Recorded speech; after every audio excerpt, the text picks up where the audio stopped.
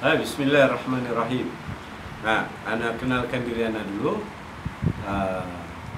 Nama ana Syekh Nasir bin Syekh Umar, ataupun biasanya kalau orang panggil tu Syekh Nasir Umar Asghar.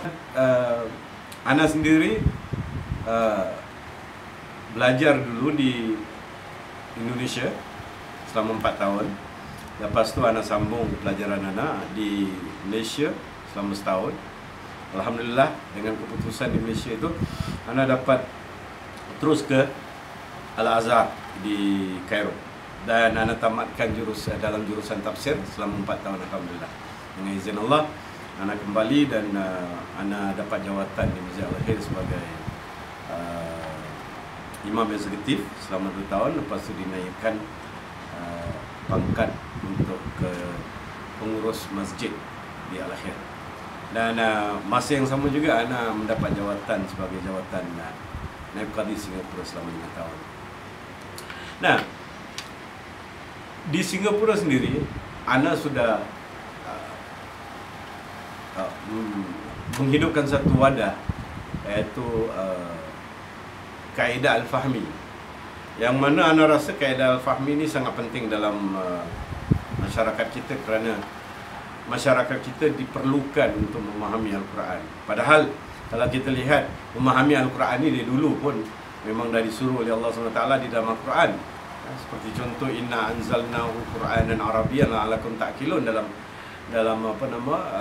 firman Allah tersebut, yang mana artinya sesungguhnya kami turunkan Al-Quran dalam bahasa Arab, mudah-mudahan kamu berakal. Kita lihat dalam konteks perkataan Allah dalam la'allakum ta'qilun, iaitu mudah-mudahan kamu berakal. Allah tak menggunakan pemikiran. Allah tak mengatakan la'allakum tatafakkarun. Allah tak mengatakan la'allakum tadhakkarun, mudah-mudahan kamu berfikir, mudah-mudahan kamu mengingat. Tapi Allah kata la'allakum ta'qilun, yang mana asal perkataan ta'qilun itu adalah akal. Jadi akal, kalau dalam bahasa kita, dalam bahasa Melayu kita tahu akal tu brain kita. So, ini bermakna Allah suruh gunakan kita punya brain untuk kita memahami Al-Quran. Jadi kalau seseorang itu tidak ingin memahami Al-Quran, yang menunjukkan apakah akalnya berfungsi atau tidak. Jadi Allah memerintahkan kita menggunakan akal kita untuk memahami Al-Quran. Cara apa kita memahami, itu terpulang pada masing-masing. Dan dalam ayat yang lain, kalau Allah katakan di dalam ayatnya, afala yatadabbarun al-Quran, apakah kamu tidak mentadabbur Al-Quran? Nah, konteks kedua-dua ayat ini menunjukkan perintah Allah untuk kita memahami Al-Quran. Atas dasar ini, ana buka satu center, iaitu Center Al-Fahmi Services. Fokus ana tak lain dan tak bukan lebih kepada pemahaman Al-Quran sampai kepada terjemahan dia secara celik. Bukan secara hafalan, tapi secara celik, bagaimana kita menterjemahkan. Tapi sebelum tu pasti kita nak kena memahamkan Al-Quran itu sendiri secara kalimah dan sebagainya. Maka itu saya atau ana sendiri ini mengenengahkan kaedah Al-Fahmi.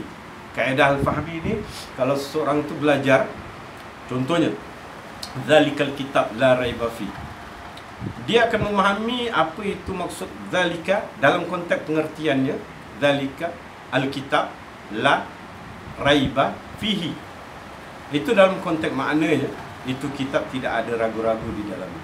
Tapi dalam konteks nama kalimah tersebut, kita mengambil mudah nama-nama tersebut, pasal setiap perkataan tu ada namanya. Contoh seperti zalika, namanya isyarat. Al-kitab itu kita kata okey, dia isim ma'rifah, pasal dia ada alif lam, kita kata itu namanya. Dan lah tu kita kata namanya nafi, nafi li jinsi nama dia. Itu penerangan ini perlukan masa untuk kita menerangkan kepada peserta ataupun student ataupun murid. Tapi penerangan ini bukannya susah mana pun. Pasal kita tahu Al-Quran itu mukjizat. Yang penting kita faham Al-Quran diturunkan dalam konteks yang dia sendiri mukjizat. Pemahamannya bukan untuk orang Arab aja, tapi orang Melayu kita pun, orang yang bangsa lain pun boleh faham, bukan tak boleh faham.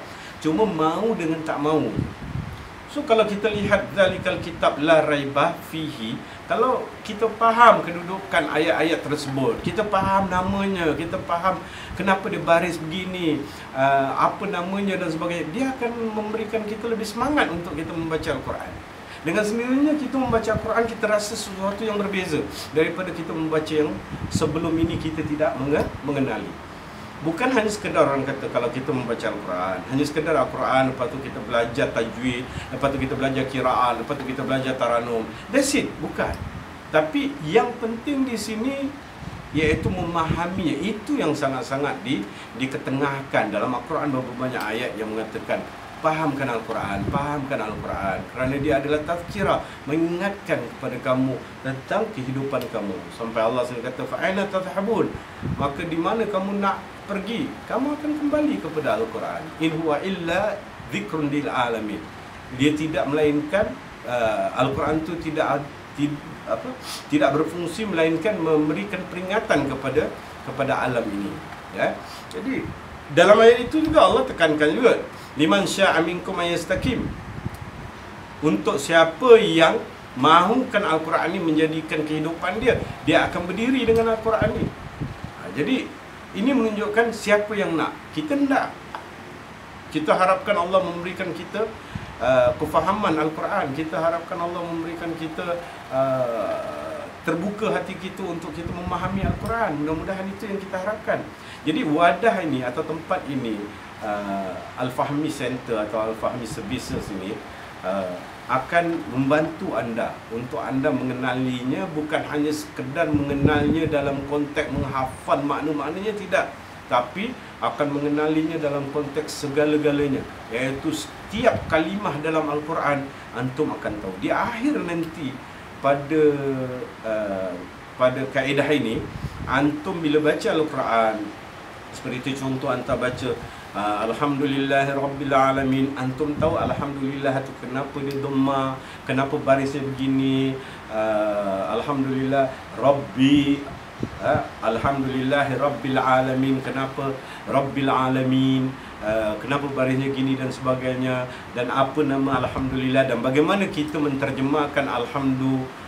Ada yang menterjemahkan dengan segala pujian, ada yang menterjemahkan dengan pujian dan sebagainya. Kita tahu yang mana satu sebenarnya kalimah itu maksudnya, apakah segala pujian itu tambahan daripada kita punya terjemahan ke, ataupun alhamdulillah itu hanya sekedar satu perkataan yang diterjemahkan dengan pujian kepada Allah. Alhamdulillah, iaitu lillah itu kepada Allah. Rabbil alamin, kenapa Rabbi baris bawah, mana diikut, dan apa maksudnya, apakah kedua-duanya ada cantuman, ada sandar menyandar dan sebagainya. Bagaimana kita kenal struktur ayat-ayat tersebut. Inilah yang akan difokuskan dalam Al-Fahmi Center ni ataupun Al-Fahmi Services, akan mengurak langkah ataupun memanjangkan sayapnya dengan ada center ni. Mudah-mudahan banyak lagi orang akan mengikuti dan memahami Al-Quran, insya-Allah. Amin.